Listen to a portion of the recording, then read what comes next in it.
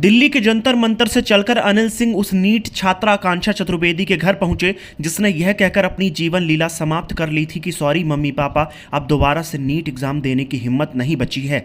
अनिल सिंह मध्य प्रदेश मऊगंज जिले के मझगवां गांव के रहने वाले हैं और उन्हीं के गांव से कुछ किलोमीटर की दूरी पर मगनिया गांव स्थित है जो नीट छात्रा आकांक्षा चतुर्वेदी का भी गाँव है। अनिल सिंह ने आकांक्षा के परिवार को यह भरोसा दिलाया कि न्याय की लड़ाई आगे भी जारी रहेगी। अनिल सिंह ने कहा कि जब तक परिवार को न्याय नहीं मिल जाता वह आपके साथ खड़े रहेंगे और जरूरत पड़ी तो प्रदेश में जहां जाना होगा वहां जाएंगे।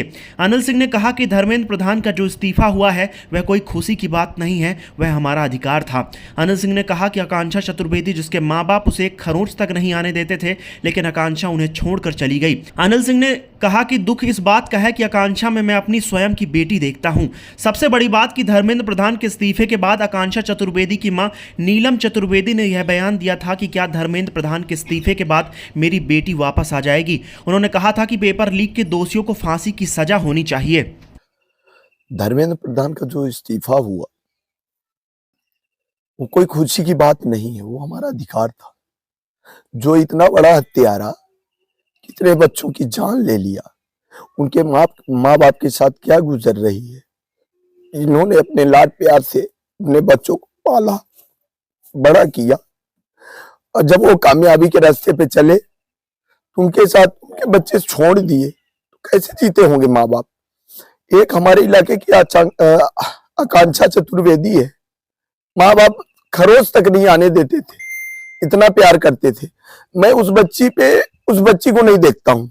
तकलीफ इसलिए होता है क्योंकि उस बच्ची पे मैं मेरी बच्ची देखता हूँ। वो कोई दूसरे की बच्ची नहीं थी, हमारी बहन थी। लेकिन जिस तरह से ये प्रशासन की व्यवस्था ने पूरे समाज को तार तार कर दिया, क्या करना चाहती है देश की सरकार, हमें ये नहीं समझ में आ रहा है।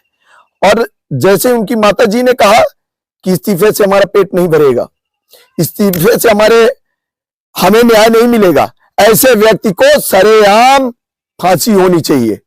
अगर क्रांतिकारियों को फांसी होती थी और ये व्यवस्था में भ्रष्टाचार करके और देश को उस गति में ले गए हैं तो इनको भी फांसी होनी चाहिए, क्योंकि न्याय अंग्रेजों के जमाने में भी था। लेकिन ये अन्याय करते हुए भी अन्याय दूसरे के ऊपर थोप देते हैं। अब जैसे देखिए अपने जिले में, मऊगंज जिले में, यहाँ भ्रष्टाचार की आवाज उठाना मतलब एक तरह से अपराध हो गया। ये करोड़ों खरबों रुपए खाल डालते हैं, डकार डालते हैं। यहाँ का जो कलेक्टर है, देवतलाव मंदिर को देख लीजिए, या कोई एक ग्राम पंचायत नहीं बची है जहां भ्रष्टाचार शोषण ना होता हो। इनका मतलब ये एक तरह से खुला मंच है, खुला चैलेंज है कि मैं ऐसे करते रहूंगा, तुम हमें रोक नहीं पाओगे।